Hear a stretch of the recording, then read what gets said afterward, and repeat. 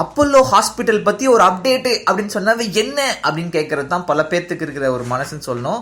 இப்போ என்ன அப்டேட் அங்கிருந்து முதல்வர் பத்தி வந்திருக்கு அப்படின்னா, தானே சாப்பிட்றாங்க. இது வரைக்கும் வேற ஒருத்தவங்க உதவியோட சாப்பிட்டுட்டு இருந்தாங்க, இப்போ தானே வந்து சாப்பிட்ற அளவுக்கு முன்னேறி இருக்காங்க அப்படின்னு சொல்லி அதிமுகவோட செய்தி தொடர்பாளர் தலைவர்கள்ல ஒருவர் அப்படின்னு சொல்லலாம் திரு பொன்னையன் அவர்கள் நேற்று வந்து சொல்லியிருக்காப்ல. நேற்று வந்து முதல்வரோட நலம் விசாரிக்கிறதுக்காக வந்துட்டு செய்தியாளர்கிட்ட பேசும்போது இந்த ஒரு விஷயத்த சொல்லியிருக்கிறாரு.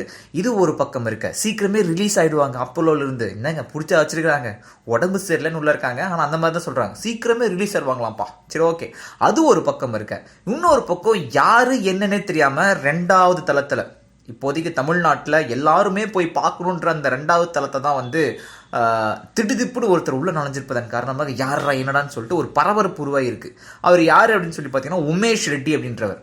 போலீஸ்காரங்க வந்து விசாரிக்கும் போது தமிழ், இங்கிலீஷு, தெலுங்கு, கன்னடா 4 லாங்குவேஜில் பேசி அங்க ஒன்று இங்க ஒன்றுன்னு சொல்லியிருக்காரு. கையில் வந்து அதிமுகவோட துண்டு இருந்திருக்கு.